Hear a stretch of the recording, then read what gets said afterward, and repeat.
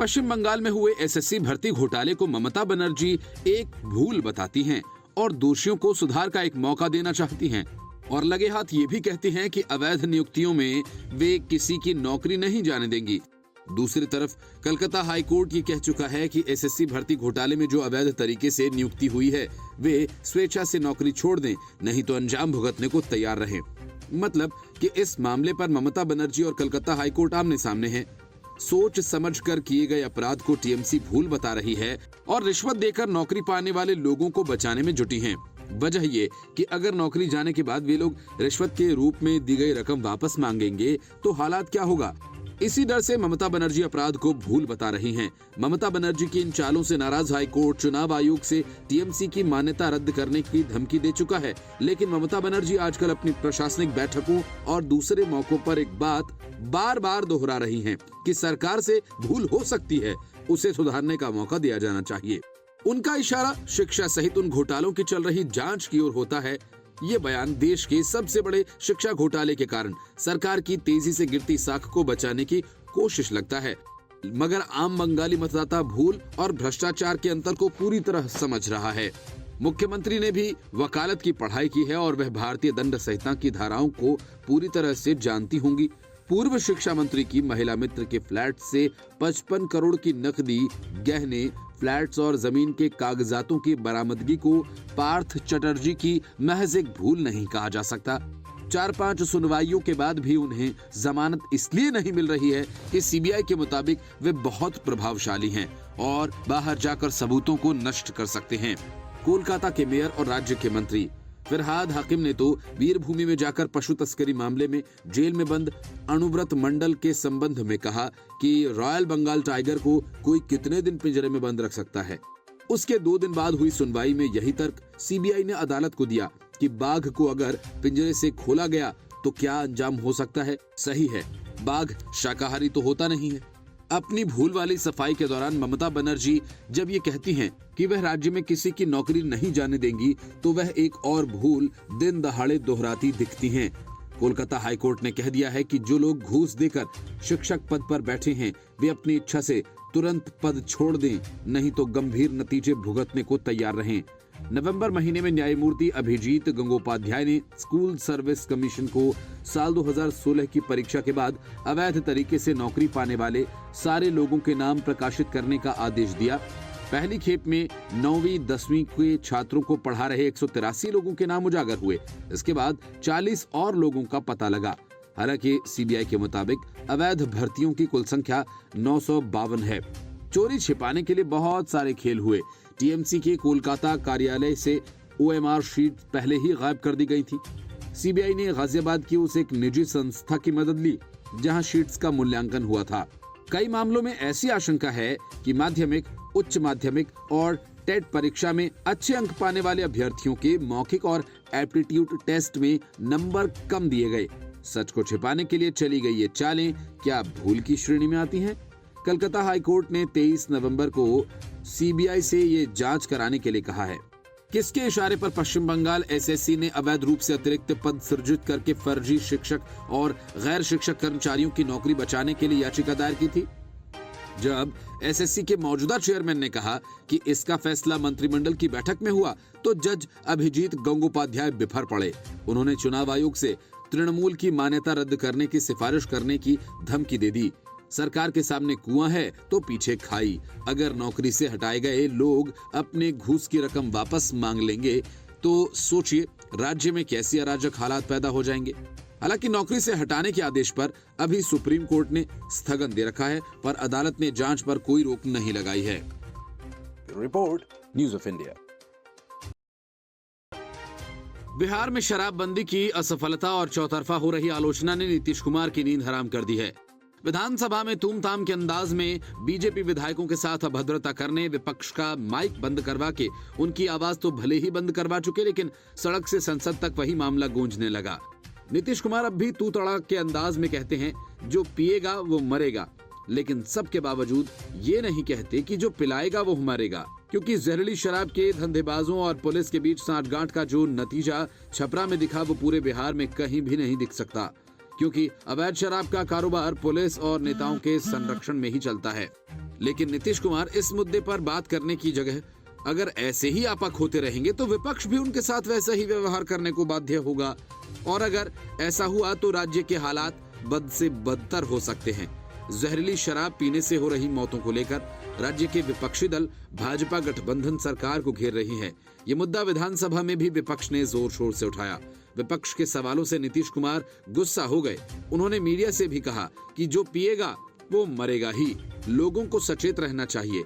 नीतीश कुमार ने कहा कि क्या कर सकते हैं, कुछ लोग गलती करते ही हैं, जो नकली शराब पिएगा वो मरेगा। बिहार में तो शराबबंदी है तो कुछ गड़बड़ बेचेगा ही। पिछली बार ही जहरीली शराब पी लेने से मौत हुई तो लोगों ने कहा कि इनको क्षतिपूर्ति मिलनी चाहिए। मैंने कहा वह जो शराब पिएगा वो तो मरेगा ही। ये तो उदाहरण ही सामने है। हालांकि इस दौरान नीतीश कुमार पीने वालों पर दोष मढ़कर खुद को समाज सुधारक साबित करने की कोशिश करते रहे, लेकिन ये नहीं बताया कि बिहार में जहरीली शराब बिक कैसे रही है। उन्होंने राज्य की कानून व्यवस्था और शराब तस्करों से पुलिस कर्मचारियों की मिलीभगत पर एक शब्द भी नहीं बोला।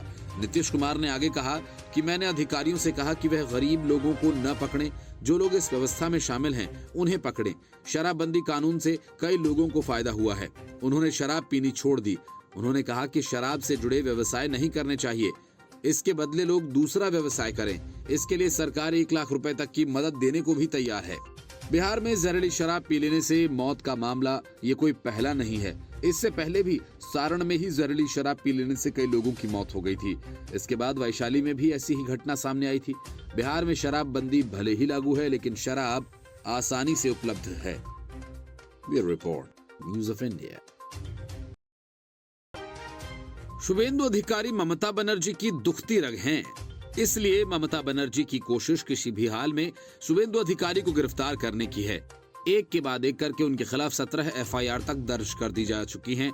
इस बीच शुभेंदु अधिकारी के कंबल वितरण कार्यक्रम में मची भगदड़ के दौरान 3 लोगों की मौत ने ममता बनर्जी को 18वीं एफआईआर दर्ज करने का मौका दे दिया, लेकिन ऐसा वो कर नहीं पाई। वजह यह कि हाईकोर्ट ने पहले ही शुभेंदु अधिकारी के खिलाफ एफआईआर दर्ज नहीं करने का आदेश दे रखा है।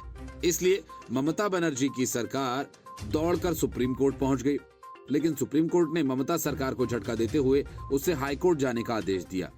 राज्य सरकार का कहना था कि हाईकोर्ट की एक बेंच ने शुभेंदु पर कोई भी एफआईआर दर्ज करने पर रोक लगा रखी है। पुलिस आसनसोल में कार्यक्रम में मची भगदड़ में 3 लोगों की मौत पर एफआईआर दर्ज करना चाहती है। सुप्रीम कोर्ट ने मामला सुनने से मना करते हुए कहा कि हाईकोर्ट के आदेश में संशोधन का अनुरोध वहीं रखिए। घटना 14 दिसंबर को एक कंबल वितरण कार्यक्रम में हुई थी, जिसमें शुभेंदु अधिकारी ने हिस्सा लिया था। वहां भीड़ भाड़ के कारण हुई भगदड़ में कथित तौर पर 3 लोगों की मौत हो गई थी। इससे पहले कलकत्ता हाईकोर्ट ने अधिकारी के खिलाफ दर्ज 17 से अधिक एफआईआर पर रोक लगा दी थी और एक आदेश पारित कर राज्य को उनके खिलाफ नई एफआईआर दर्ज करने से रोक दिया था। हाईकोर्ट ने आदेश दिया था कि राज्य पुलिस कोर्ट की अनुमति के बिना अधिकारी के खिलाफ कोई प्राथमिकी दर्ज नहीं करेगी। वरिष्ठ अधिवक्ता अभिषेक मनु सिंघवी ने सुप्रीम कोर्ट को बताया कि अधिकारी के खिलाफ प्राथमिकी दर्ज करने पर पूर्ण रोक लगाने वाले हाईकोर्ट के न्यायाधीश न्यायिक कार्य के लिए पोर्ट ब्लेयर में थे और उसी के कारण बंगाल सरकार आदेश में संशोधन की मांग नहीं कर सकी और एफआईआर दर्ज नहीं होने के कारण मौतों की जांच भी नहीं हो सकी। तवांग की घटना के बाद भारतीय सेना के पूर्व चीफ जनरल मनोज मुकुंद नरवणे ने कहा कि चीन देश के लिए सबसे बड़ा खतरा है। उन्होंने कहा कि गलवान में हुए संघर्ष ने चीन को पहला झटका दिया था। पूर्व सेना प्रमुख का बयान ऐसे समय में आया जब 9 दिसंबर 2022 को चीन की पीपल्स लिबरेशन आर्मी ने अरुणाचल प्रदेश के तवांग सेक्टर के त्यांगसे में भारतीय सेना के गश्ती दल को रोका। इस दौरान एक झड़प भी हुई और भारतीय जवानों ने उन्हें खदेड़ दिया। इस झड़प को लेकर जनरल नरवणे ने कहा कि चीन की सेना भारत को यथास्थिति बनाए रखने से रोकना चाहती थी, लेकिन उसे करारा जवाब मिल गया। जनरल नरवणे ने कहा कि पीएलए अपने आप को 21वीं सदी की सबसे स्मार्ट और प्रोफेशनल मिलिट्री समझती है, लेकिन उनकी हरकतें होड़दंगी और स्ट्रीट फाइटिंग जैसी लगती हैं। पूर्व सेना प्रमुख ने कहा कि चीनी सैनिकों के लिए ऐसी हरकत नई बात नहीं रही है। उन्होंने कहा कि सिर्फ 2020 के गलवान झड़प की बात नहीं है। चीन कई सालों से वास्तविक नियंत्रण रेखा यानी एलएसी पर यथास्थिति बदलने की कोशिश कर रहा है। जनरल नरवणे ने कहा कि चीन इसे बहुत छोटे छोटे चरणों में कर रहा है। उन्होंने इसे सलामी स्लाइसिंग कहा। उन्होंने आगे कहा कि हर साल ये चीनी सैनिक भारतीय क्षेत्र में घुसने की इस तरह की 2-3 कोशिशें करते ही हैं और हर बार उन्हें शर्मिंदगी ही झेलनी पड़ती है। सलामी स्लाइसिंग छोटे छोटे उन सैन्य ऑपरेशंस को कहा जाता है जिसमें पड़ोसी देशों की जमीन पर धीरे धीरे कब्जा कर लिया जाता है। ऐसे ऑपरेशन इतने छोटे स्तर पर होते हैं कि इसमें पूर्ण युद्ध की आशंका बेहद कम होती है। हालांकि पड़ोसी देश के लिए ये समझना मुश्किल होता है कि इसका जवाब कैसे दिया जाए। उन्होंने कहा कि गलवान संघर्ष के दौरान चीनी सेना को पहली बार बड़ा झटका लगा। विस्तारवादी चीन को अतिक्रमण करते हुए 2 दशकों में पहली बार इतने सैनिक खोने पड़े।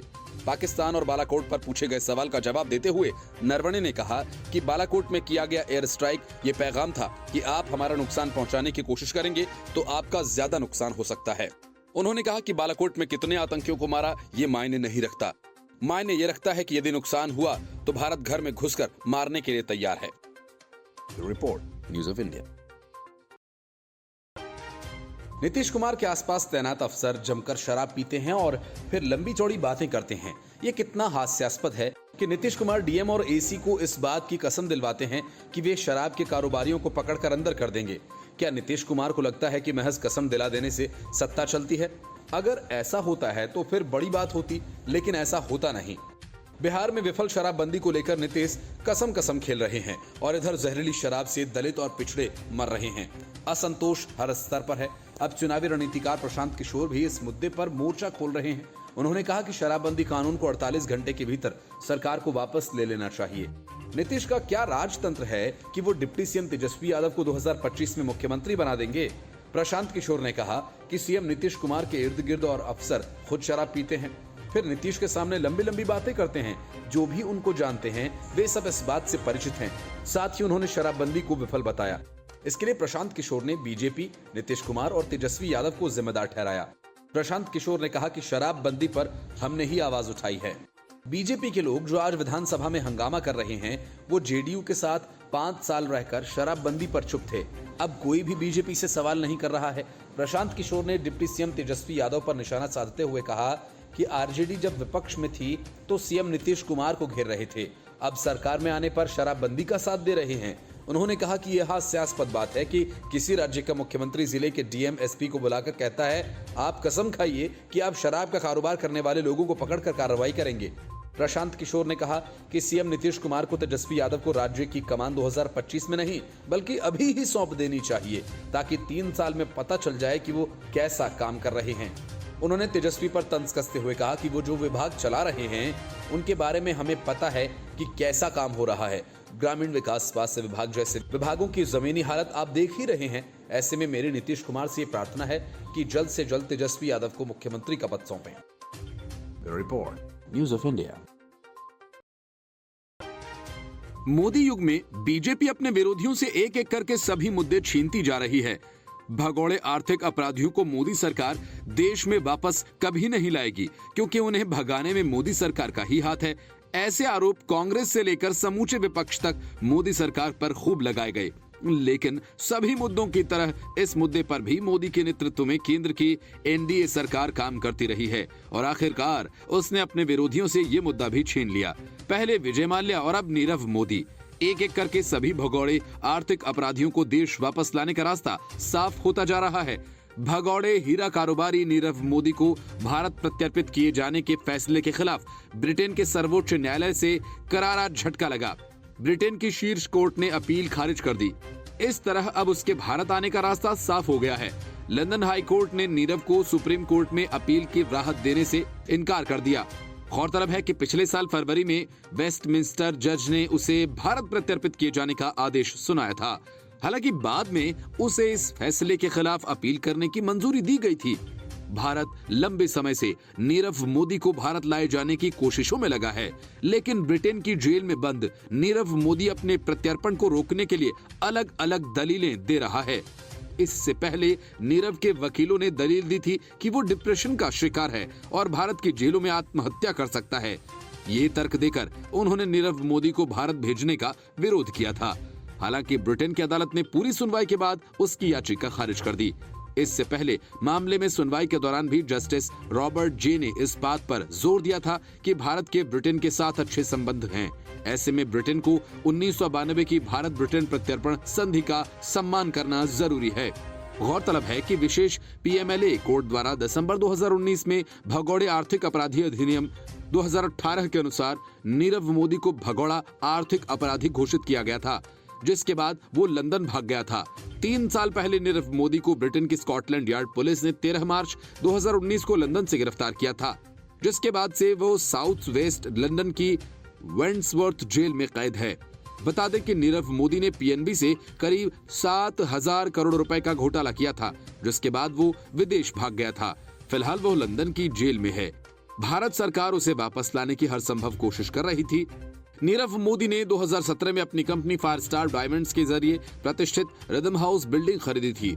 उसका प्लान इसे हेरिटेज प्रॉपर्टी में बदलने का था। माना जाता है कि उसने ज्यादातर संपत्तियां पीएनबी घोटाले से हासिल रकम से खरीदी थी। महज 2 दिन पहले तेलंगाना के कांग्रेस सांसद अनुमोल रेड्डी को लोकसभा अध्यक्ष ओम बिरला ने भरे सदन में कायदे से सदन के नियम और कानून समझाए थे और ओम बिरला के निशाने के पास सोनिया गांधी थी। सदन के नियमों को कोई हल्के में ले ये लोकसभा अध्यक्ष ओम बिरला को कभी रास नहीं आता और इसलिए उन्होंने सोनिया गांधी को कायदे से समझा दिया। दरअसल कांग्रेस की सरकारों में गांधी परिवार बड़े संवैधानिक पदों पर बैठे लोगों को भी कुछ समझते नहीं थे और उसकी जो मर्जी हो वही इन सभी संवैधानिक पदों पर बैठे लोगों को भी करना पड़ता था। लेकिन मोदी सरकार में किसी व्यक्ति विशेष या परिवार विशेष की नहीं सुनी जाती। यहाँ संवैधानिक नियमों और कायदों से ही काम करना होता है और जो इनको तोड़ने की कोशिश करता है उसे सबक भी सिखाया जाता है। लेकिन गांधी परिवार की पहले की आदतें शायद अभी भी नहीं गई हैं। इसलिए लोकसभा अध्यक्ष ओम बिरला ने सोनिया गांधी को कायदे से समझाया और उनकी जमकर क्लास लगा दी। दरअसल सोनिया गांधी बुधवार को देर से सदन में आई थीं और आते ही गांधी पार्टी के नेता अधीर रंजन चौधरी और गौरव गोगोई से बात करने लगी, जो भारत चाइना मुद्दे पर चर्चा में हिस्सा लेना चाह रहे थे। तभी ओम बिरला की नजर उन पर पड़ गई। सोनिया गांधी की तरफ इशारा करते हुए स्पीकर ने कहा कि मीटिंग करने का आपका अधिकार है, लेकिन यहाँ नहीं, सदन के बाहर। लोकसभा अध्यक्ष ने कहा, कृपया यहाँ मीटिंग न करें। वैसे ही कहा जाता है कि लोकसभा अध्यक्ष ओम बिरला सदन में अनुशासन को लेकर बहुत सख्त हैं और इसी की बानगी भी सदन में देखने को मिली। ओम बिरला ने न सिर्फ कांग्रेस की पूर्व अध्यक्षा सोनिया गांधी को सहयोगियों से बातचीत करने पर टोका, बल्कि बातचीत न करने की चेतावनी भी दी। वहीं इस वाकये से थोड़ी ही देर बाद कांग्रेस समेत विपक्षी दलों ने सदन से वॉकआउट कर दिया। मतलब ये कि पहले गलती करेंगे और जब गलती पर कोई टोक दे तो एकता का दुर्लभ नमूना पेश करेंगे, जिसमें 18 विपक्षी दलों ने एक साथ सदन का बहिष्कार कर दिया।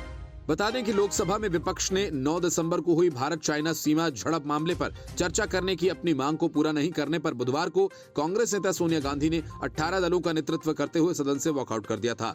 कांग्रेस के साथ राष्ट्रीय जनता दल, आम आदमी पार्टी, MDMK, भारतीय कम्युनिस्ट पार्टी मार्क्सवादी, CPI, Janata Dal United, DMK, Trinamool Congress, Telugu Desam party ने भी शून्यकाल के दौरान सदन से वॉकआउट किया। बहरहाल ओम बिरला के अनुशासन की बानगी एक बार फिर पूरे सदन ने देख ली और ये भी कि नियम कानून सभी के लिए एक ही होते हैं, उन्हें किसी विशेष परिवार या विशेष परिस्थिति से कोई बदल नहीं सकता। देश की अर्थव्यवस्था की राहुल गांधी की समझ अंबानी से शुरू होकर अडानी पर खत्म हो जाती है और आम नागरिकों की तरह रोजगार का मतलब राहुल गांधी सरकारी नौकरी ही समझते हैं। यही वजह है कि अक्सर राहुल गांधी अपने रैलियों में, ट्वीट्स में, बयानों में अंबानी अडानी का जिक्र जरूर करते हैं और एक तरह से पूंजीवादिता के खिलाफ खड़े हो जाते हैं। लेकिन जब भारत जोड़ो यात्रा में RBI के पूर्व गवर्नर रघुराम राजन शामिल हुए और राहुल गांधी ने उनसे जो सवाल पूछे, उसके बाद लगता है कि राहुल गांधी की समझ कुछ बड़ी होगी। यात्रा के बाद रघुराम राजन और राहुल गांधी ने कई मुद्दों पर बातचीत की। पूर्व RBI गवर्नर ने कहा कि भारत के लिए 2023 ज्यादा चुनौतीपूर्ण होने वाला है। उन्होंने कहा कि इस साल भी युद्ध और अन्य कारणों की वजह से दुनिया आर्थिक रूप से परेशान रही, लेकिन अगला साल और भी मुश्किल भरा होने वाला है। भारत की इकोनॉमी पर अपनी राय देते हुए रघुराम राजन ने कहा कि इंडिया और दुनिया की अर्थव्यवस्थाएं उस रिफॉर्म को तैयार करने में नाकाम रहीं, जो कि विकास के लिए जरूरी थी। इस दौरान रघुराम राजन ने कहा कि देश में आर्थिक विकास की दर कोविड शुरू होने से पहले से ही गिरने लगी थी। उन्होंने कहा कि अगर आप 2019 और 2022 के विकास दर की तुलना करें तो ये मात्र 2% है। ये हमारे लिए बहुत कम है। रघुराम राजन ने कहा कि कोविड की वजह से विकास दर धीमी हुई, लेकिन शुरुआत पहले ही हो चुकी थी। हमारी अर्थव्यवस्था 9% की ग्रोथ से घटकर 5% पर आ चुकी थी। चंद पूंजीपतियों के हाथ में धन के केंद्रीकरण से जुड़ा सवाल राहुल गांधी ने जब उठाया तो रघुराम राजन ने कहा कि ये बड़ी समस्या है। कोविड के दौरान अपर मिडिल क्लास की कमाई बढ़ी है क्योंकि वे घर से काम कर रहे थे, लेकिन गरीबों को तो फैक्ट्री जाना पड़ता था, लेकिन फैक्ट्री महामारी के दौरान बंद रही, इसलिए उनका काफी नुकसान हुआ। ये लोअर मिडिल क्लास का वर्ग है। अमीरों पर कोई असर नहीं पड़ा। बेरोजगारी बढ़ रही है, ब्याज दर बढ़ रहा है। लोअर मिडिल क्लास बहुत प्रभावित हुआ। उन्होंने कहा कि निम्न मध्य वर्ग को ध्यान में रखते हुए नीतियां बनाई जानी चाहिए जो कोरोना वायरस महामारी के कारण सबसे अधिक पीड़ित हैं। राजन ने छोटे और मध्यम स्तर के उद्योगों के लिए अनुकूल वातावरण बनाने और टिकाऊ ऊर्जा के क्षेत्र में ग्रीन रेवोल्यूशन को बढ़ावा देने की भी वकालत की। चंद अमीरों के हाथों में पूंजी के केंद्रीकरण पर रघुराम राजन ने राहुल को समझाते हुए कहा कि हम पूंजीवाद के खिलाफ नहीं हो सकते हैं, लेकिन कंपटीशन के लिए हमें लड़ना होगा। हम बाजार पर एकाधिकार के खिलाफ हो सकते हैं। छोटे बिजनेस, बड़े बिजनेस देश के लिए अच्छे हैं, लेकिन मोनोपोली देश के लिए अच्छी नहीं। राहुल के सवाल के जवाब में रघुराम राजन ने कहा कि सर्विस सेक्टर की क्रांति देश की अगली क्रांति हो सकती है। उन्होंने कहा, हम अमेरिका गए बिना यहाँ से अमेरिका के लिए काम कर सकते हैं, जैसे डॉक्टर अमेरिका को टेलीमेडिसिन सेवाएं प्रदान कर सकते हैं, बहुत सारी विदेशी मुद्रा अर्जित कर सकते हैं। हमारा सर्विस सेक्टर एक्सपोर्ट हमें निर्यात में महाशक्ति बना देगा। रघुराम राजन ने नौकरी की समस्या को रेखांकित करते हुए कहा कि बेरोजगारी एक बड़ी समस्या है और निजी क्षेत्र को आगे बढ़ाना होगा क्योंकि सभी को सरकारी नौकरी नहीं मिल सकती। उन्होंने कहा कि अगर तकनीकी हस्तक्षेप बढ़ाया जाए तो कृषि क्षेत्र में नौकरियां पैदा की जा सकती हैं।